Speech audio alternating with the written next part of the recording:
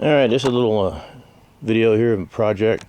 I followed a couple on YouTube, got some of the ideas from there, and made up some ideas of my own and added to it.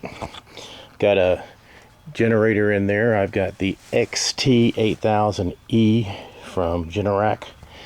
You notice I said XT, not XG. XG is the one they sell. XT is the one they make for Lowe's, and it's, I think, it's got a couple of options on it. It's a little bit better the way they did things from what I've read. This is one in plastic containers, and if you talk to Generac, they will not like the fact that you're sticking their generator in there. They do not want you to do that, and I can understand that. If you're not careful, it will melt and everything, but they won't answer any questions because they don't want to do the liability thing. You know how we are nowadays.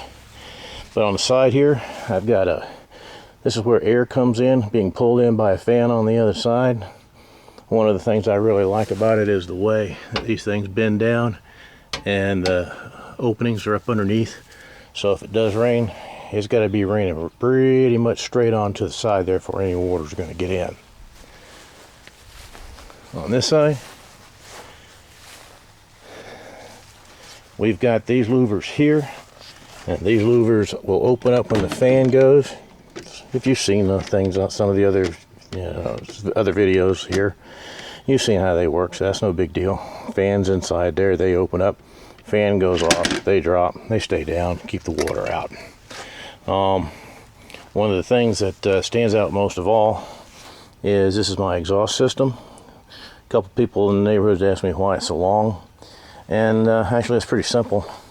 This is a 4-inch pipe, and inside this 4-inch pipe is a 3-inch pipe. And that 3-inch pipe is one of those double wall heater pipes that takes high temps. Inside, I went to a special store here in town that sells insulation, and I'm going to hold up a couple pieces of insulation here. There we go. This is a piece of insulation that I got that I've wrapped around that 3-inch pipe one time and then came back the other direction. All right, and that stuff's rated for 1,000 degrees, so that's pretty tight up in there. And the reason it stayed this long is that's the natural length of the double wall pipe, and I didn't want to cut it and maybe mess it up anywhere, so it just sticks out. That's no big deal as far as I'm concerned. This other pipe here, primarily is there for rain protection. This is Durarock, and if you've never messed with Durarock, that's concrete board. And if you've ever tried to cut a round hole with a jigsaw in Durarock, well, you know, like they say down south, you can lose your religion maybe. And getting it really tight in there is hard to do, and I didn't want water leaking in, so I found this and have put it up against there, and it's working pretty well as far as keeping water out. So it comes all the way out.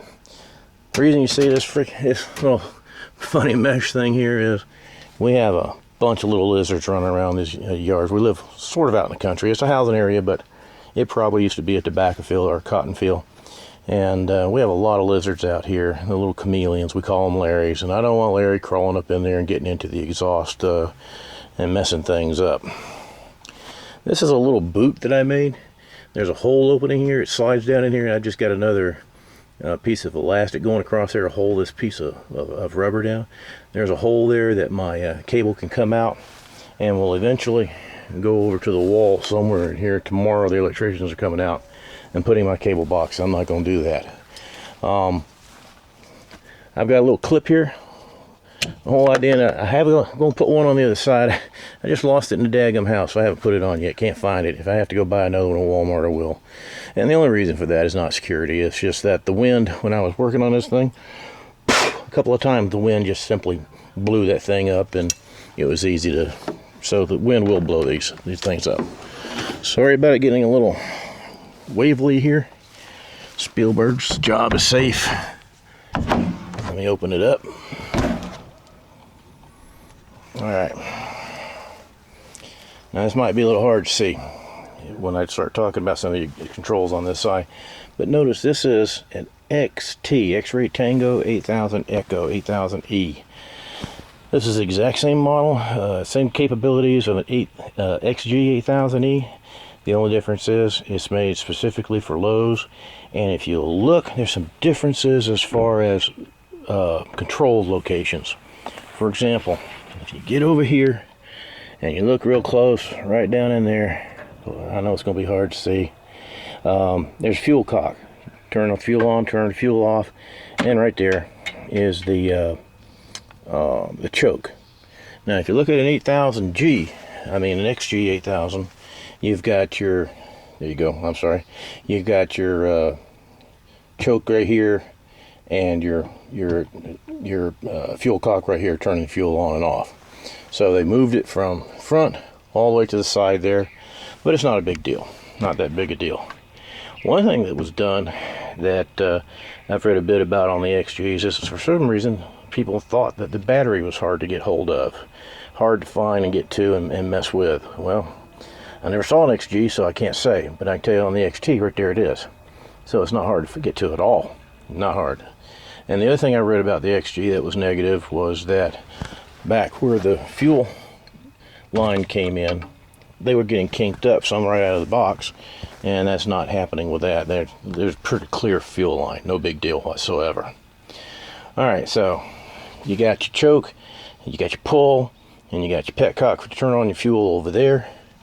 Up here, you got your 120, 240. There's your circuit breaker for that. You've got your 120 volts for each. You got your circuit breakers for those fuses. You got your start, your stop, right going on right there. And you have an idle control. And then you have, this is a little place where you can plug in the battery. For some reason, I don't know why they don't do that, but when this thing runs, it don't charge the battery. So if your battery needs charging, you have to plug it into a facility somewhere, 110, and then plug it in there and it'll charge the battery. They're going down through the cables the way they got it hooked up. Don't make any sense to me, but what can I say? And then you got your oil. That's all easy to get to. Alright, now this idle control, I had to call and find out how this thing worked because it's not very clear in the book. And basically what it is when you crank this bad boy up, she's going to run 30, and this is turned off, idle control off, she's going to run 3600 RPMs no matter what you put on there. You put one drill on there and it's going to run 3600 RPMs. Alright, you put the whole house on there, it's going to run 3600 RPMs. But if you turn on the idle control, it will jump the motor down and it'll only raise it up to the RPMs that it needs to do to pull whatever you've put on there. So that's what that is. Alright, next thing is, here's the pipe that's coming in. That's a 4-inch pipe. There's Durarock. Remember Durarock was on the other side as well? Getting something out of my pocket here. There's it at. There's some of the insulation that I got stuffed in between. There you go. I got that insulation stuffed in between the two layers of Durarock in this thing here. That way it helps, just helps keep it cool as far as hot air or anything getting to this this plastic. But like I said, I've had this thing running just to see if she runs and all that. I haven't put a load on it yet. And I've laid my hand right here. After she's run 30 minutes, I've laid my hand right here, no problem. You get real close right up here, yeah, it gets a tad hot. I wouldn't want to lay my hand there just to prove anything because it gets hot.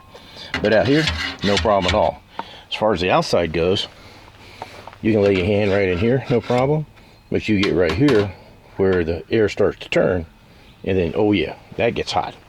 But no big deal. Alright, so this is what I've used. Now one of the hardest things to find is if you look at some of the other videos, everybody's talking about an end cap. Goes right in here, 3-inch end cap. Drill a hole in it, and you got to drill a hole 1 inch, at least for this model, because the nub of the generator, the exhaust that comes out, is 1 inch. So you drill a 1 inch hole in it, and you put an earth magnet, boom, it holds into this. You tighten that thing up, and that's supposed to hold it. Well, I don't trust it, so I've got plan A and I got plan B.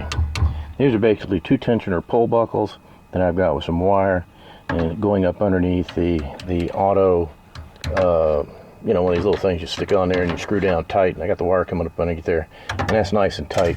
This thing's not going to come off even if this thing does jump.